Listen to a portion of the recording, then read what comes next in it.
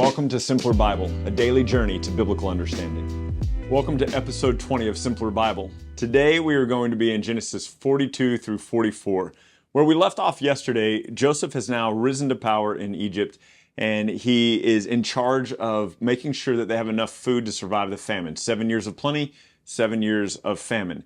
And so one of the things that we need to note is that where this story picks up, we're already 2 years into the famine. So they've had their 7 years of plenty, and now we are 2 years into the famine. So make a note of that when you're reading here in Genesis 42. Pick up with me here, and it says this in verse 1. When Jacob learned that there was grain for sale in Egypt, remember Jacob is Israel. That's his new name. He was renamed. We saw that twice. When Jacob learned that there was grain for sale in Egypt, he said to his sons, "Why do you look at one another?" And he said, "Behold, I have heard that there is grain for sale in Egypt. Go down and buy grain for us there, that we may live and not die."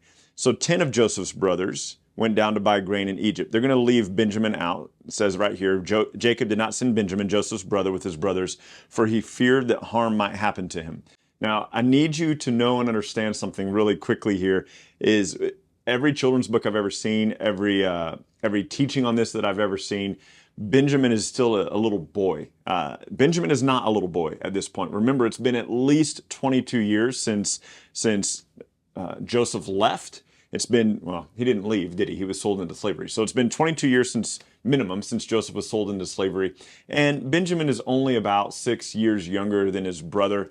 And so at this point, Benjamin's an adult man. We will find here in a couple of months or a couple of pages, we will find that Benjamin is already married and already has sons. So Benjamin is not a little boy like maybe you've pictured him, and maybe it was only me that pictured him that way. But Joseph and Benjamin are full-blood brothers from their mother, Rachel, and that's why Jacob didn't want to send Benjamin, because he didn't want to lose that son as well, because remember, he believes that Joseph is dead. So verse 4, Jacob did not send Benjamin, Joseph's brother, with his brothers, for he feared that harm might happen to him.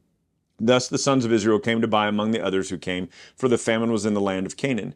Now Joseph was governor over the land, and he was the one who sold all the people of the land, and Joseph's brothers came and bowed down before him with their faces to the ground. Now this is interesting.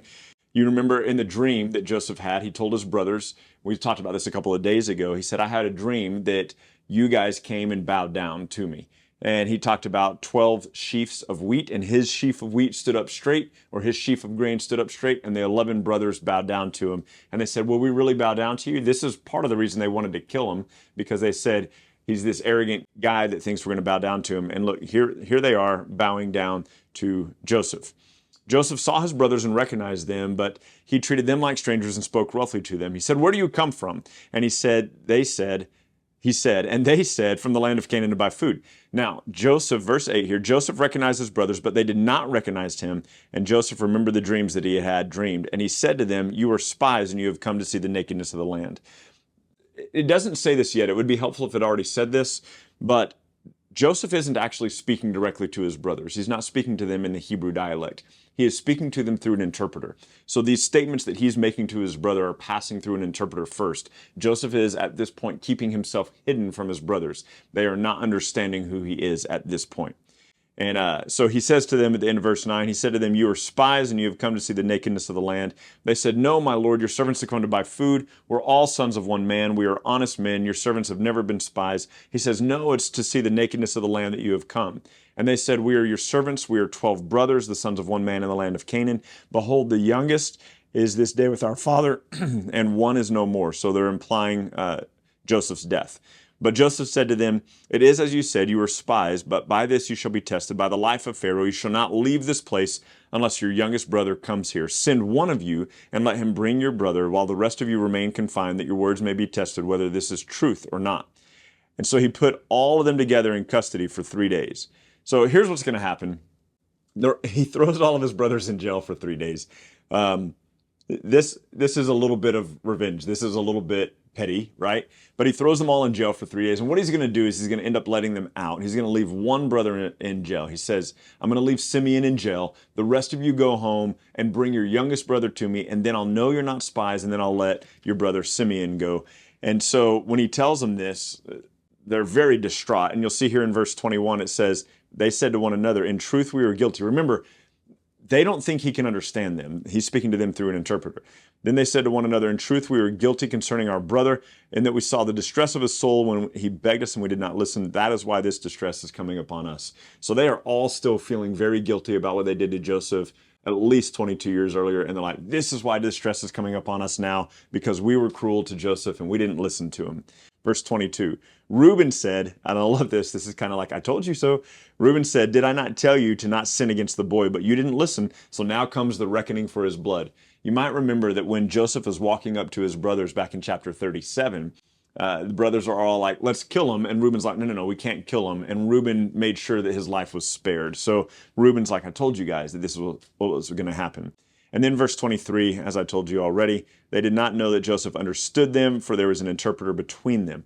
Wouldn't it have been really helpful if that sentence was at the beginning of this dialogue? Because when we're reading it, we just assume that Joseph and his brothers are exchanging conversation and that they're sitting here talking in front of him. You're like, how are they saying this right in front of him without him understanding, So he's been speaking to them through an interpreter the whole time. They don't believe that he knows what's going on. So verse 24, he turned away from them and wept. He'll do this a couple of times in today's reading. He's kind of heavy-hearted about, look, his brothers are feeling bad about what they did to him. Maybe he should feel bad about what he's doing to them right now. And he returned and spoke to them, and he took Simeon from them and bound them before his eyes. So he orders, they came for grain. He has their sacks filled up with grain. They return back to the land of Canaan to their father with the sacks of grain, but minus one son now.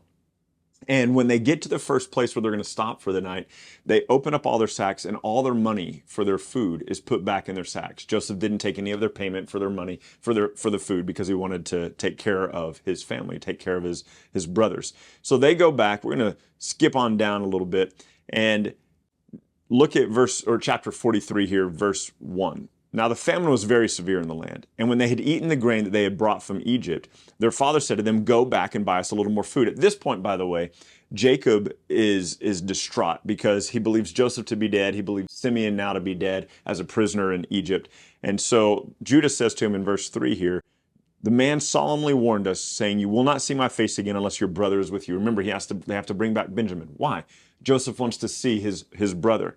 And so Jacob's like, why did you tell him you had another brother? And they're like, man, he asked a lot of questions. We just answered his questions, Dad. And they're like, we could have gone and returned twice by now if you would have just let us go and do this. So he says, fine, take Benjamin. If I'm bereaved of my son, Benjamin, so be it. And so they take Benjamin back. And now let's pick up here. And they're coming back in verse 24. They have now come back into the presence of Joseph. They've already talked to his servant. They said, look, our money was in our sack. We brought double money this time. We thought maybe there was a mistake. The servant said, no, we got your money. You're good. So pick up with me in verse 24. When they brought the man into Joseph's house and he had given them water, they washed their feet. And when he had given their donkeys food, they prepared the present for Joseph's coming at noon, for they heard that they would eat with him.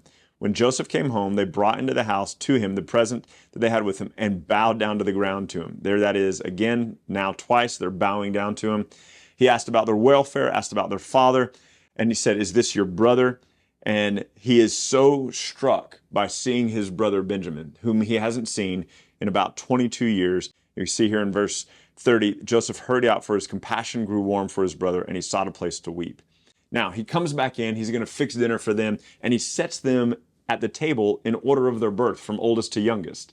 And that kind of surprises them all. And he gives them all a portion of food, but he gives Benjamin 5 portions of food. And so they can't believe, they think that he is able to divine things, to understand mysteries. So he sends them away the next day with the food, but he asks his servant to put a silver cup in the sack of the mouth of the youngest. So put this silver cup on top of the grain in Benjamin's sack. And he lets them leave town. And then he says to his servant, chase after them and say, how dare you steal my cup? This was all a charade. This was all, it's Joseph still being a little bit petty, if we're being completely honest. And so the brothers are allowed to leave. Benjamin has the silver cup in the top of his sack, doesn't know that. The servant catches up with them a little ways outside of town and says, hey, why would you steal from my master? And they're like, no, we didn't steal anything. We even brought our money back. Remember when we thought you guys didn't get our money the first time? We're honest men. If anybody stole something from the master, he should be the Lord's servant forever. We'll all be his servants. And he's like, no, look, only the one who's guilty will be my servant. So they go through all the sacks, and sure enough, they find the silver cup in Benjamin's sack, and they're distraught. And so, look at verse 13 of chapter 44.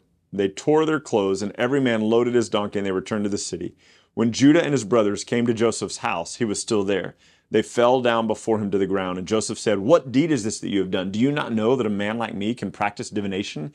And Judah said, "What shall we say, my lord? What shall we speak? Or how can we clear ourselves? God has found out the guilt of your servant. Behold, we are my lord's servant, both we and the one in whose hand the cup has been found." But he said, "Far be it from me that I should do so. Only the man in whose hand the cup was found shall be my servant, but the rest of you can go to your father." Judah went up to him and said, "My lord, please let your servant speak a word in my lord's ears, and let not your anger burn against your servant, for you are like Pharaoh himself." And so he says, "You asked us these questions. You asked us if we had a father. You asked us if we had any other brothers. We told you all of that. And we told you that the boy cannot leave his father, for if he should leave his father, the father would die. You said, look, unless you come back with your youngest brother, I'm not going to give you any more food." And so they said, "We told all this to Dad. We told Dad that we couldn't go back without Benjamin. He would be distraught if we came back without Benjamin. If we go back home and he sees that Benjamin is not with us, our father will die." And so he says in verse 32, "Your servant," this is Judah speaking, "your servant became a pledge of safety for the boy to my father, saying, if I do not bring him back to you, then I will bear the blame before my father all my life. Now therefore, please let your servant remain instead of the boy as a servant to my lord, and let the boy go back with his brothers. For how could I go back to my father if the boy is not with me? I fear to see the evil that would find my father." All right.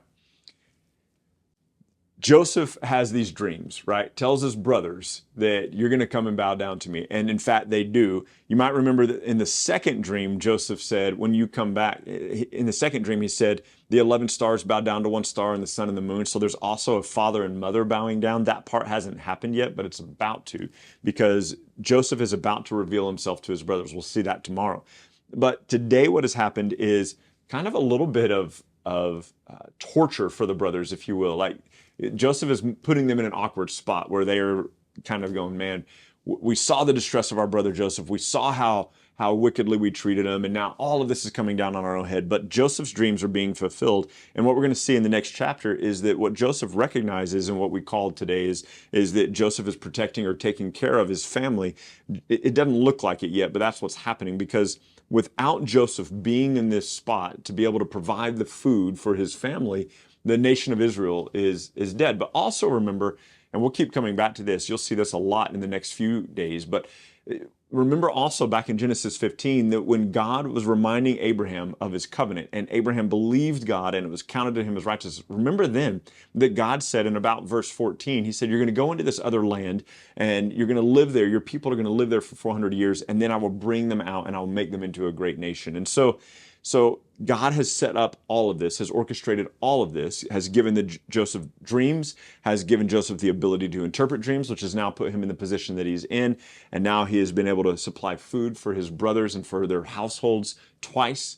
And he is now about to reveal himself to his brothers and say, hey guys, it's me, it's Joseph, but we will see that tomorrow. And so not a lot of theology in this today, kind of a lot of narrative that points to the redemptive work of God. There is some secret stuff in here that we'll unpack more tomorrow and in the coming days as we get into the life of Moses. But super cool stuff here, and I will see you tomorrow for day 21. Thank you so much for journeying with us today at Simpler Bible. Together, you and I have looked at another passage of Scripture and come to know the Bible a little bit better and enjoy God more fully. This video, along with all of our videos, can be found at simplerbible.com, where you can enjoy our Through the Bible in a Year course. You can also enjoy a wealth of resources, blog posts that take you a little bit deeper into the text, a Bible study format that you can use with your small groups or your family, and we're creating new content all the time, all with the commitment to help us be people who know and enjoy God more fully. Thank you so much for being part of it, and we can't wait to see you next time.